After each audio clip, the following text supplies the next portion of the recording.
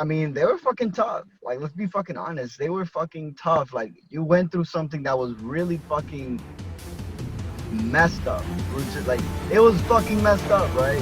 Welcome to the Better Man Podcast with Ivan and Sumed. Welcome back to the Better Man Podcast. With Ivan and Sumed. It's great to be back, guys. How We're have going to you be been? talking about, we're going to talk about shaming shame. Shaming shame. Are you ashamed of your shame? Ooh, negative spiral. Right. I was looking up this document about like the Zen Buddhists and how they look at this kind of model. And apparently like it's like levels of grief. And you got to kind of drop down to acceptance and go over all of these things like guilt, shame, despair, all this kind of stuff. So it really comes down to that acceptance to getting to that state of like where you can actually tackle the shame itself. What do you think about that?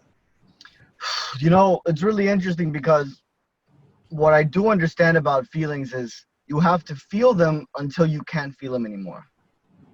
Yeah. All right, Feel 'em. so we have experiences in our life that fucking, I mean, they were fucking tough. Like, let's be fucking honest. They were fucking tough. Like, you went through something that was really fucking messed up. It was just like, it was fucking messed up, right? Now, we have to, it's really weird because it's like you're playing it over and over in your mind, right? And it's causing, you know, let's just say a negative lower vibration feeling inside of you, right? But because of the shame that you have, you're sort of keeping that energy within you. You're not letting it go out. You're basically, you know, making a cocktail inside of you, and you're drinking that cocktail too. Like, you're making the cocktail and you're drinking the cocktail instead of being like, Right. hey, instead of being like, yo, alcohol is not good for me, and like letting it go. Right. Yeah, it's sort of like you're shutting down and you're like capturing it like a Pokeball almost.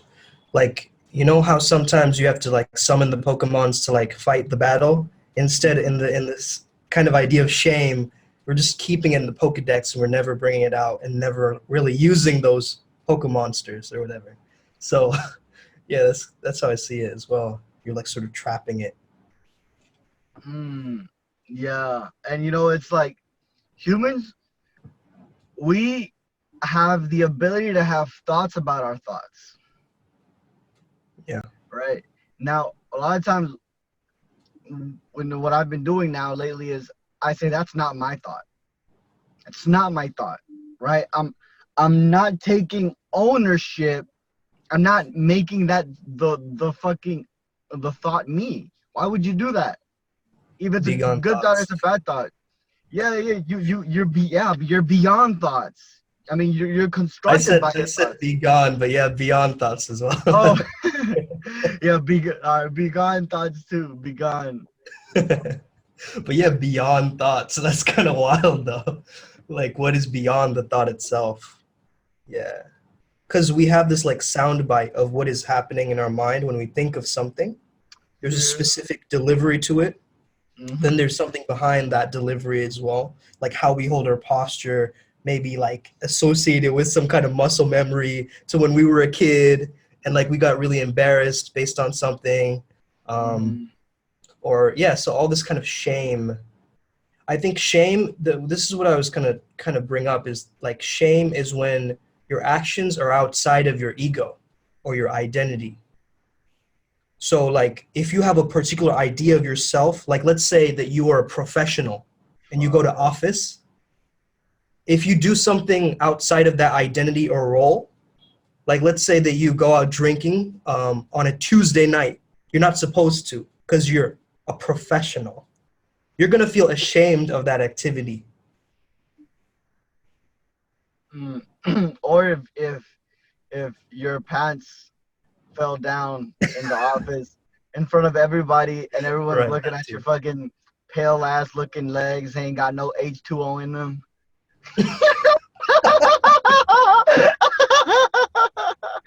No H2O in them legs. What the fuck? Those aren't swimmers' legs. Yeah. They got no H2O, bro. I don't even know what was I even trying to say. I Yeah. was trying to They're say not vitamin. flippers. They're just like, yeah. I was trying to say vitamin D, but Right. Vitamin D, sunlight. Right. So makes sense. Makes sense. But yeah, I think that like shame, it's the humiliation, the embarrassment, the shame. If you want to be somebody noteworthy, if you want to be a pioneer, if you want to be somebody who makes a difference, a trailblazer, that's the price of the ticket. The shame is the price of the ticket. The humiliation is the price of the ticket. So you can't get on this amusement park without, actually getting embarrassed, because your ego is going to be shattered a few times in your life. There's going to be moments of ego death, but that's what changes you, right? That's what transforms you. In the movie Fight Club, right, they have that quote, which is like, it's self-improvement is mental masturbation. It's about self-destruction, right? And I love that because it's like we're killing Mm, an old version of ourselves. We burn the mm, bridges, right? And we're just like, mm.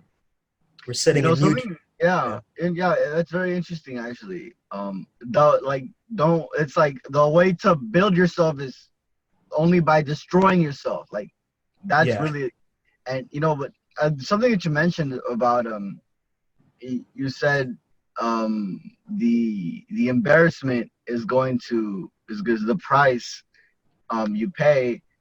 Actually, I personally feel that um defensiveness invites attack, Hmm. right? Because when let's just say I say to somebody, um oh, I don't like smoking cigarettes because it's bad for you, right? Well then, if I'm talking like that to somebody who likes smoking cigarettes, they obviously know that it's bad for them, right? But I'm essentially saying you're bad and Hmm. I'm good.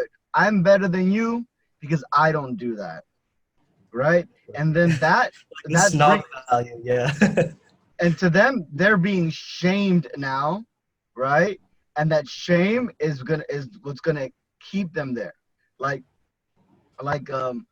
my sister tries to get one of her friends to stop eating, and she's like, "Stop eating! You're already eating. You just keep on eating." And the girl, she just kind of looks at her Like, like I know, right? Like, yeah, I get it. I Yeah. should, I Mm, should, but right. Yeah, it's almost like what I was saying in the beginning of the podcast, like about acceptance, right? And what you're talking about is that resistance towards that change. And it's like when you see it as something nasty within yourself, it's like if you see biting your nails as something like bad for you, right?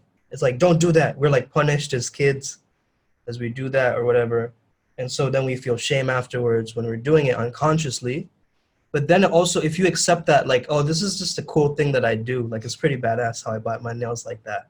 It makes me look more charming, Then we accept it, and then it's much more easier to let it go. Or sometimes, like, I'll even go so far as to amplify it or exaggerate it, where it looks silly to me, and then I can let it go, because then I'm pinpointed it really deep. I think that one's really the answer when Yeah, you can make fun of yourself. You know what I mean? yeah. Where you can tease yourself, but not like in a fucking like Self-deprecating way, yeah. yeah, like not like a fucking bully. Not like a fucking Yeah. you know. I personally be like, oh, I'm scared. Oh, look at me, I'm scared. I'm scared to go. And I'll be like, come on, man, let's do it. Let's do it. And sometimes talking to yourself, like if you're someone else, like if there's somebody else there talking to you, Yeah. I find that useful. Personally, I've understood this now that whenever we talk about ourselves in third person, it's Yeah. because there's sides of ourselves that we haven't necessarily acknowledged, and then I first start talking to myself in third person, and once I Mm. integrate it, I talk it as first person. Okay, so you're like Ivan is eating this pizza even though he doesn't like the flavor. He's still so you're sort of like talking to yourself like that at that moment, Yeah, or what? Okay. it's like You're like become the narrator of your life. you're like, come on, man, let's do it. But it's tough. Let's do it. Come on, bro. Like I'm talking like that about myself. Okay, okay, I see Come on. what you mean. Right. You become your inner coach. Yeah. Yeah. You basically you start coaching yourself, right? Right. By Yeah. speaking to yourself as if you were somebody else, because what that's gonna do is that's gonna give you the acceptance, the validation, the courage, encouragement that somebody else would be giving to you, right? Right. And all of that really is you're looking for a voice to tell you it. Yeah, that's why I think it's so important for people to like watch the kind of content that it really inspires them instead of like watching random like, soap operas that are depressing or things like that. Because those people are in your head, right? If you're watching a lot of Gary Vee, he's gonna be in your head being like, patience, whatever. He's Dude, fuck. The other day I was fucking mad at somebody at work, and then just Gary Vee popped into my head. He's like, kindness is always the answer. yeah, exactly, bro. Yeah. It's good. It's good. It's a good reminder to listen to the kinds of like influencers that we sort of adapt their mannerisms and the way they speak as well. And we sort to, embody that a little bit. And that becomes our own inner voice. So yeah, beware of who you're watching, right? You don't want to just watch Eckhart Tolle because then you're going to be like,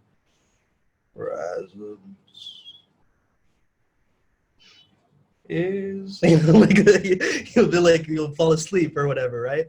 But instead you want to kind of combine these spiritual teachers with these um, let's say much more practical or let's say much more hustling teachers, right?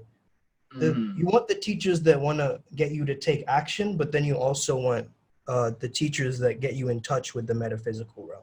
So when you can find someone who's a combination of both, like I know we both kind of we used to watch a lot of Arash Dibazar, and we still do, but like he has a combination of both, right? He has this kind of spiritual side, then he also has this like very go-getter mindset and attitude. mhm. Yeah. Yeah, definitely find people that embody what it is that you want and copy it.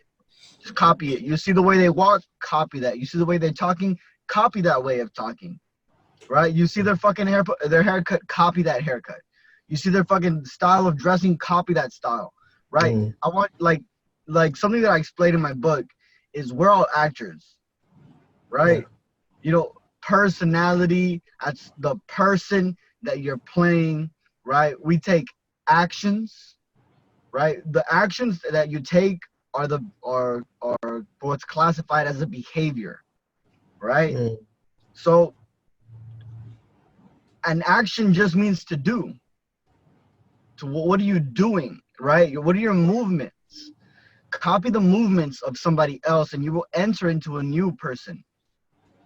mm, yeah. That's so interesting. I have the kind of metaphor of acting as well in my new book that I'm writing, and it's so interesting how we kind of combine those two worlds together as well. That's super awesome, man. Like I love it when like similar ideas vibe together because then we can create like a new kind of like co-creation, and that Mm-hmm. like adds to the element of it, because we all have our own experiences throughout life, but then through a podcast like this we can kind of co-create our different Mm-hmm. mindsets, and it's coming together. It's something more powerful than that. Yeah, Mm-hmm. for sure, man. Because when I started acting, I found it so amazing because I could finally be different sides of myself without being shamed about them. Yeah. Because my God, I was always fucking shamed. I was heavily criticized a lot. I was heavily criticized, like just it would be like doing an amazing performance, and then they like somebody points out to you the only bad thing that you did, Yeah, um, I know what you and mean. without letting you know that the other thing that you did was good, right? And just putting all the attention on that little thing, right? And it always made me feel small, incomplete, not enough. It like discourages you because it's like, yeah, why do you got to point out that little flaw, when I had this amazing masterpiece? And Yeah, they would make it, and they would make it really big too. They would make it like if what I did was way fucking worse than what I fucking like. If it was my fault for it being like that, you know what I mean? Like if you're a kid, you don't know, you still don't know. You could be 7, 8, 10, 12. You're tiny, you're little. Like have some fucking understanding for people. Have some understanding for people's mistakes, even when they're fucking old and 80 years old and or 50 or 40. Like we're all still making mistakes, and having that fucking understanding that you're also going to make some mistakes. So stop Mm, being a fucking hypocrite, because you're going to want somebody else to understand you whenever you make that mistake too. right. Yeah, I remember once when I was really young, like one of my favorite teachers of all time, and I really looked up to her. Like she got mad at me for like one of the first times ever, and it sort of crushed my reality because I thought of her like as this kind of like almost like, a teacher, like a guru to me. And Mm. I remember I was like, I went to the counselor's office and like, I was really like kind of, solidifying this idea of like how somebody I can respect so much can see me in such a bad way, and that sometimes we feel disrespected, whereas maybe that wasn't their initial intention. That's the kind of frame that gets created from maybe a teacher to a student, or maybe even somebody, yeah, it could even be like, to somebody older from somebody younger too. But it's like, I think misunderstanding can create a lot of shame between two people. Like if two people don't understand each other's reality, it can confuse two different people, and then it can sort of create like this own version of shame for both of these people. Mm. You said your teacher would also have shame too, or what? Um, well, in that moment, I don't really remember back. This was a long time back, but it was like high school. Yeah, I think that basically I was kind of really let down because I thought that, she really respected me. But the way that she got angry or whatever, it was like she had a bad day that day or whatever, right? And she took out Mm. that anger on me on stage, and I kind of felt, yeah, I kind of felt that shame or that disrespect. I felt like she was disappointed in you. And whenever parents use that word as well, we kind of feel this kind of ickiness inside of us. I don't know what it is about that, but it's like that word itself, like Mm-hmm. disappointed in you. It's like, damn, like that's worse than a punishment sometimes. Yeah, because well, that comes from like wanting approval. You know what I mean? Because Totally. if you have approval, you have safety, right? Yeah. And a lot of us, we grew up in times where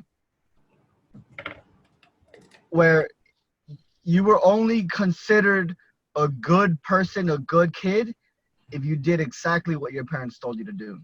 And if you Yeah. did anything opposite than that, and you're a bad person, you're a bad kid. You don't deserve love. You don't deserve attention, Yeah. right? You deserve And the that, opposite. You deserve punishment, right? right. And that goes into your shadow self, right? It becomes hidden, and we never embrace those parts again, or we never show those versions of ourselves to the world. Yeah. I was gonna say something that was really interesting, um, and it still is interesting. It was based on what I just said, um, about wanting approval. Yeah. So what happens is you either gonna become like a really smart kid, right, and have really good grades, because that's how you're going to get the approval from your parents, or you're Mm, either going to become the rebel, right, because even if they're not giving you love, at least they're showing you attention, right, yeah. or you also can possibly become the fucking helper, right, the person that's always trying to help somebody, the person that's always trying to give, right, without respecting your own boundaries, but instead giving, always giving, and not necessarily, like, you always losing in the end, because you have such a, let's say you have an overactive heart chakra. Mm, right. And I think that going through like different kinds of heartbreaks or grief or loss, anything like that, can shut down one's heart chakra. Whether so someone can have a really strong heart chakra, but then it can also be like shut down by a lot of the events in their life. And Mhm. so I think that it's important to recognize that everybody has their heart broken, you know, like everybody once in their life has had their heart broken. So we're all walking around with broken hearts. So it's important to recognize that, you know, I have a broken heart, you have a broken heart, the person down the road has a broken heart. So it's important for all of our hearts to kind of synchronize and have that kind of coherence together, to recognize that even though they're broken, they're still working, you know. Um, yeah, I would say a lot of people have had their heart broken. Um, well, what I realized at one point was that I was telling myself a story that whenever you know a breakup ends, it always ends up terrible. And that was the story for me, even though that's sort of what was happening every time that the girl ended up breaking up with me. She would leave me. She fall disinterested in me, and it just sort of seemed like it happened out of nowhere. I didn't even know, it was like what? It was like it's like Mm. yesterday we were having fun. Right. And suddenly you decided that you don't want to be with me anymore. That's like it was strange for me. And then it came to the point where like I was telling myself the story that that either I'm not lovable, like there's something majorly wrong with me because this is always happening. It got to the point where it was very difficult for me to talk to women because of all the breakups that I had been through. And I was like, I'm always the one that ends up getting broken, da da da da, right? Even though it might have been true, but it's still the story that I continue to tell myself, right? Yeah, the narrative. So it's like if you switch up the words slightly a little bit, it's gonna be true as well, but it's gonna be useful for you, right? So Mm. whenever I switched it from oh, these were relationships that taught me lessons about self-love, right? Then like that's true as well, right? But it's in a bigger frame, right? The smaller frame is I'm always broken up with, right? So putting it in a bigger puzzle piece of your life, Yeah. that's gonna make you able to deal with the situation. And Ooh. after all this stuff started happening, then I bought this course that it was about like relationships, and then I manifested my perfect relationship months later, like Mm. after I started making that shift within me, Yeah. uh because I was already developing myself at that point. I was already like highly developed, but I still wasn't in the relationship aspect of my life that I wanted, right? Even Mm. though I kept studying women, I kept studying their minds, I kept studying persuasion and attraction, I still wasn't where I wanted to be, right? I still didn't have that relationship. And Tony Robbins said this. He said, if you wanted a relationship, you already would have had one. And I thought, is that true though? I was like, I guess it is true to an extent because I'm, not necessarily going out, right? Um, but eventually I went out and just by random, I met these girls. I was trying to get one of them, right? That one, it ended up being a no-go, right? Eventually over time. But my friend, he got all the Instagrams of all the girls there, right? And one of those girls, um, she found me on Instagram. I followed her back. I see she's posting like, interesting things about food and health. And we started talking, and it turns out that that's my soulmate. You know what I mean? Yeah. So for one, I had to begin to put myself into situations where I was, could potentially like did it like the intention wasn't to get a girlfriend, right? but the intention was to get to know people, Yeah, to right? start connecting. Yeah. So it's like, even though your goal can be like to be in a relationship, your goal shouldn't be to be in a relationship. It's like, I know that sounds like a very paradox like, but it's more about who you become in the process of moving towards your goal. Yeah. And it's also like, I think about, like, it's not really that these people broke our hearts, but they broke our expectations of what we thought a relationship should be. You know what I Yeah. mean? And then from there, that brought us closer to our hearts, actually, as a byproduct. So it's kind of works in that positive way. And I love what you said about the big frame, because the bigger frame, always swallows the smaller frame. And so if you Hmm. place something within this bigger frame, it'll always like eat up the tiny little kind of petty narrative story that we have for ourselves. Where if we create a bigger one, it's sort of just like, this all-encompassing thing, just so much more empowering. Can you Yeah. explain your definition of frame?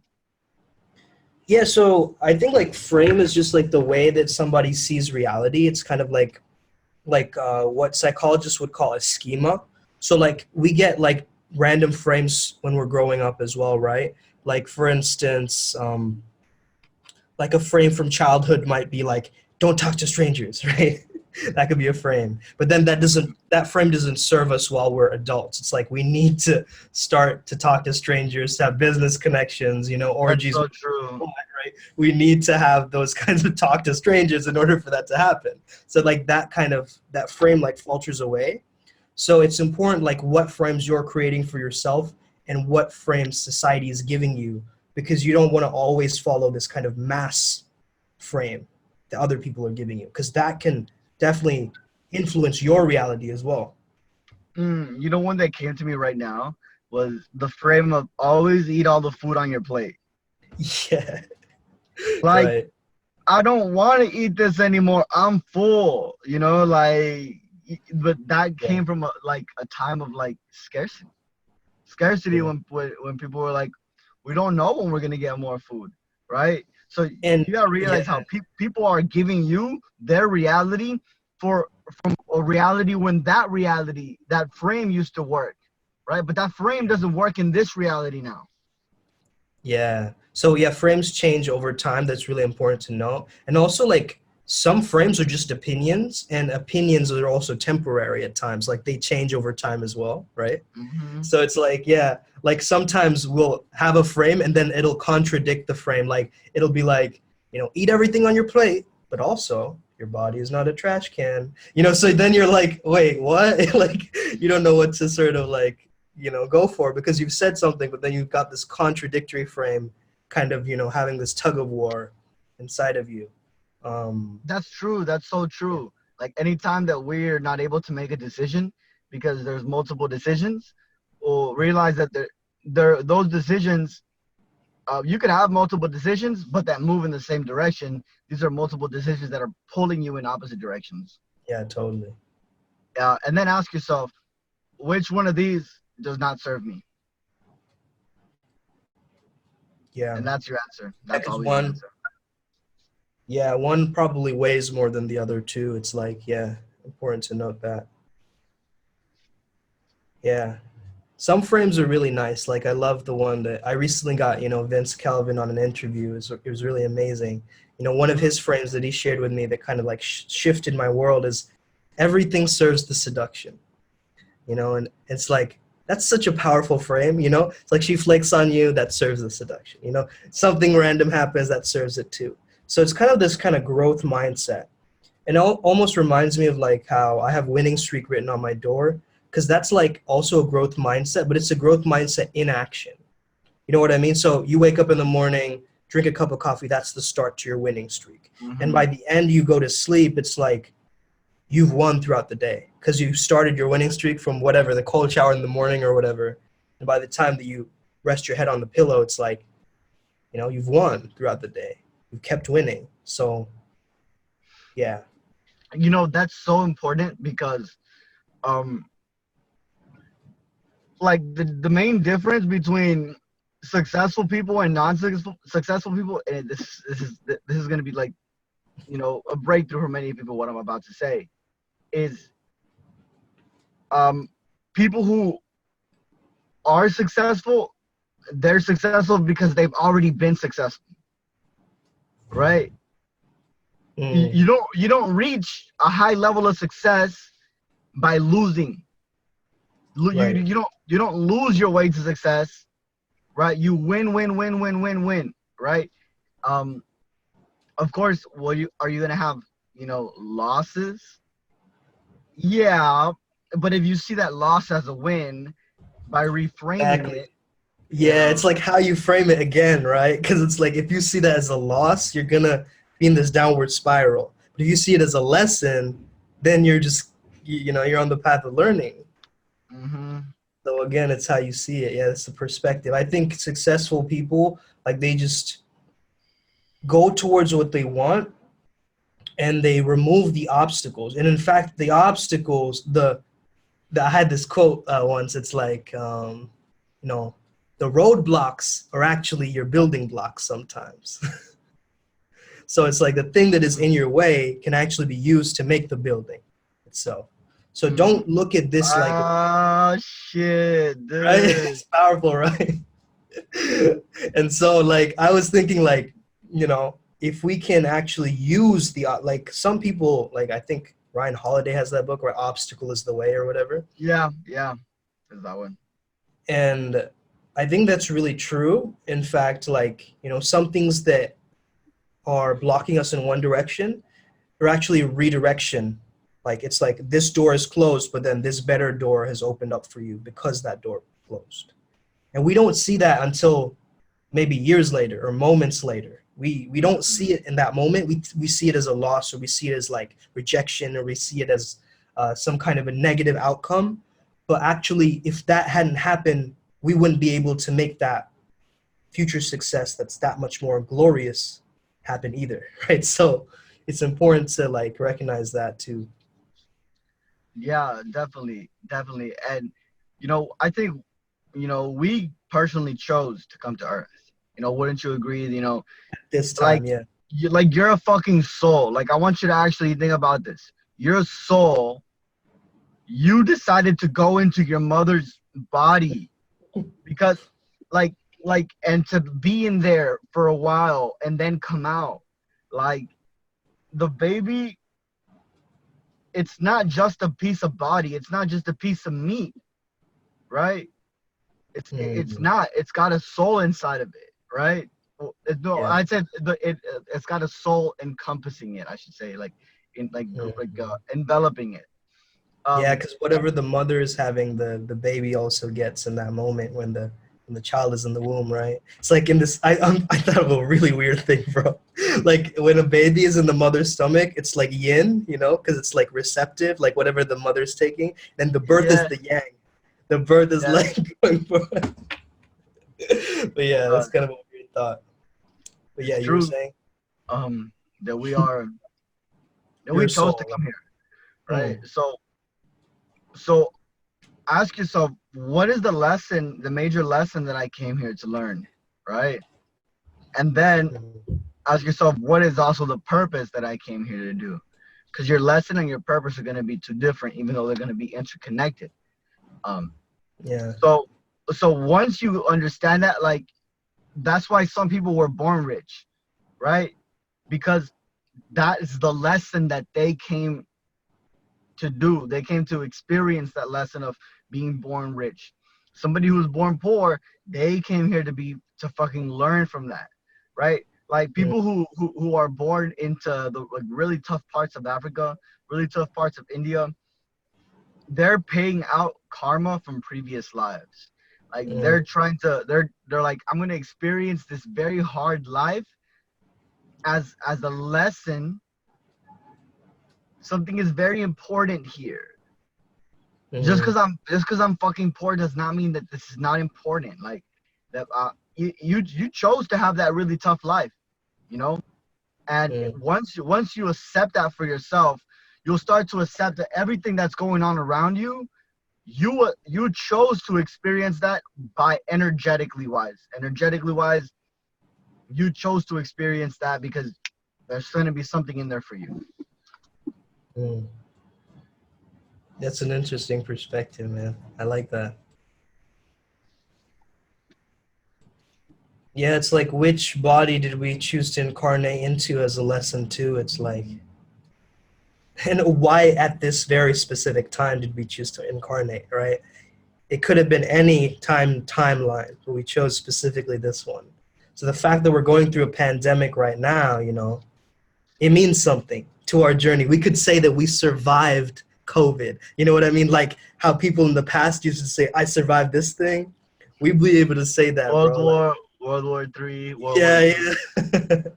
Isn't that wild? Like I think about this kind of stuff, like how important of a legacy that, you know, each individual leaves, even if it's a tiny one, even if like you're the best baker in your one street, you know, that's still like leaving an imprint or like an energetic signature off into the planet, you know. And yeah, maybe you do go to a different dimension, because otherwise, like, how can these mediums and, you know, people who contact spirits and all these people, right, how can they exist in such a level where they're able to communicate and all these synchronicities start happening, right? It's like there is this unseen thing out there, and I think that a lot of people fear the unseen, and that's why the occult and all this hidden knowledge has gotten such a bad rap, because it's sort of contorted into all of this like evil or darkness maybe. And You know, it's like I was explaining this to my girlfriend a long, long time ago, mm, right? And there's so most people will say there's black magic and there's white magic, right? yeah, That is true. Like I have to acknowledge that there is a binary, right? But even within the black magic, there's high vibrational black magic and low vibrational black magic. And even mm, within white magic, there's high vibrational white magic and low vibrational white magic, right? So right, you could be there can be black magic that is more high vibrational and more higher purposeful than something in the white magic section, right? mm, But yeah, yes, of course, white magic is always more stronger than black magic in terms of greater goodness, right? yeah, In terms of greater goodness, the the the black magic is always going to lose, right? yeah, But there is a strength in the darkness, in the unknown, in the changing and always moving, and the yeah, uncontrolled is the word here, an uncontrolled energy. And that's why I would say it can be a bit more dangerous, you know, realistically speaking, to work with black magic, because you can't always control it. You're not always in control of the black magic. mm. Yeah. And yeah, also like all of these things, it's like, you know, if you're trying to tap into the darkness, it's always like this kind of a what are you going to give in return? You know, you're gonna have to sacrifice something, and that's kind of this negative mindset of like you have to like compromise something of yourself in order to like, you know, make this other thing happen, instead of looking at all the pieces integrating together. But yeah, you want to integrate that darkness within you, right? You want to sort of be able to see that there is darkness, it does exist, but then how can I bring that together? It's like, how can I make that a part of my uh, character archetype, right? Instead of like pushing it away and saying, this doesn't exist, I'm only good, and, you Mm, know, nothing bad will ever happen to me, and I'm not a bad person, and all this kind of stuff that you shut down and you repress. Instead, it's like, how uh, can we use that? Yeah. yeah, I would just say just like stop calling it bad. You know what I mean? Yeah. Like there's a dreamologist. I call it a Yeah. dreamologist, but it's somebody who studies dreams. Yeah. And they were talking about, so if you're having nightmares about like some sort of crocodile or like lion chasing you, like something like a big scary animal that like you're scared of, well, it's like, well, what does that animal represent, right? And then realize that if you're running away from it, essentially you're just running away from yourself, right? Because it's your dream, it's your subconscious talking to you, right? You're dreaming about a crocodile. The crocodile is the aggression, the fucking brute strength, Yeah. right? The don't fuck with me strength, right? But if you're one of these kids that's always like, oh, you got to be the good kid, you got to be the nice kid, right? I personally, I'm gonna be very, vulnerable about this. I'm gonna be vulnerable. And that's me right there making fun of my shame behind it. But I felt like I was like a chronic masturbator, right? And I was like, why can't I stop? Right? Why can't I stop? And then I learned that you have to ask yourself, if this was if my what my not my fault, my what's the word, the word I'm Responsibility. no my vice, my Your vice, advice. Okay. which means like my not Like, my is jerking off my responsibility? Like, yeah. well, Yeah. yeah, it is my responsibility if I'm jerking off, but Right, yeah. um my vice, my negative habit, if it was my friend, what purpose would it serve? And it made me realize that I grew up in a house where very, over domineering. Just It got cut off for a second. What was that last sentence? give me one second. I think I need to answer this. Okay.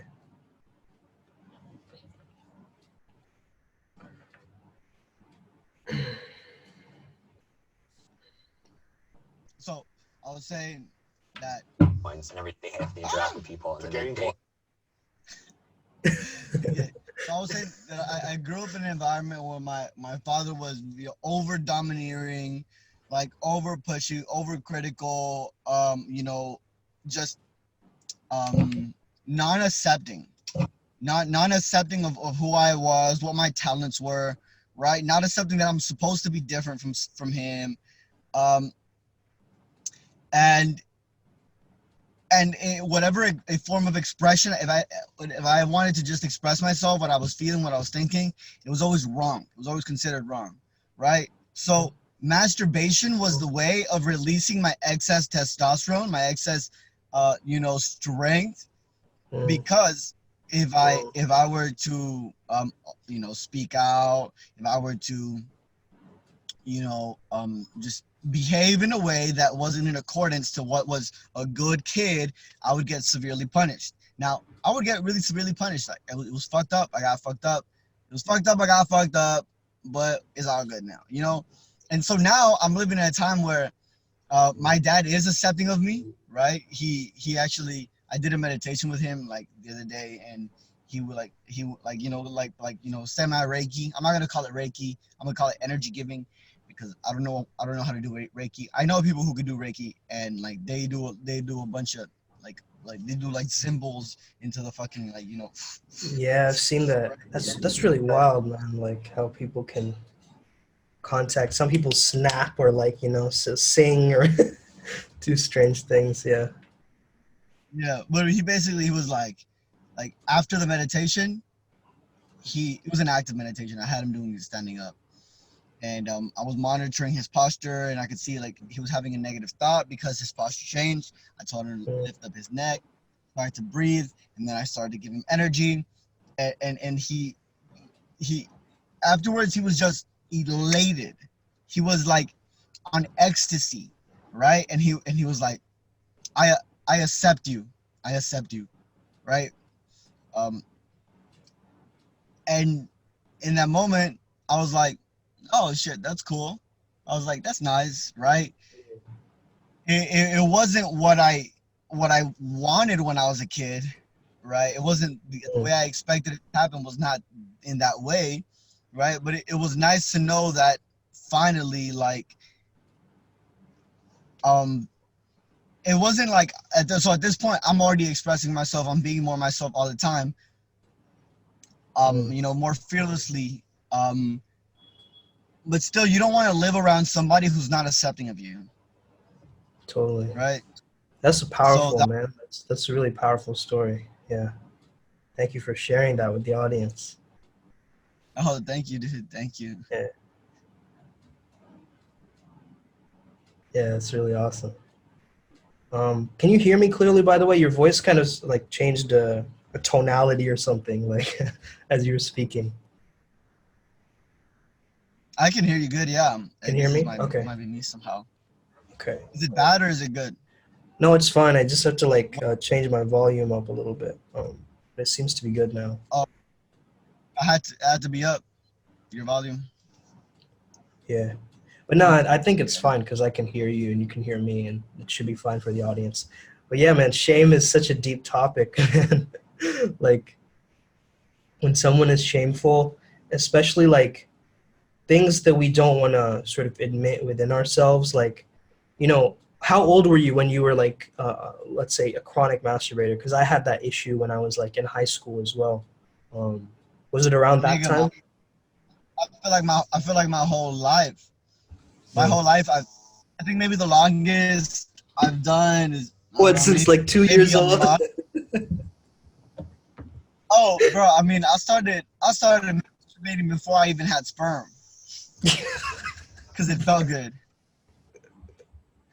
How did you bro. I'll tell manage? you one time, dude, and then it would just be like a tingling sensation, and then whenever sperm first came out, I was shocked. I felt I think strange. for I didn't know every what the guy. fuck. I didn't know this was supposed to come out, and I felt a little bit of shame about it, right? And then one day, I ran out of sperm. Dude, one day I would just masturbate so much that I ran out of sperm, dude.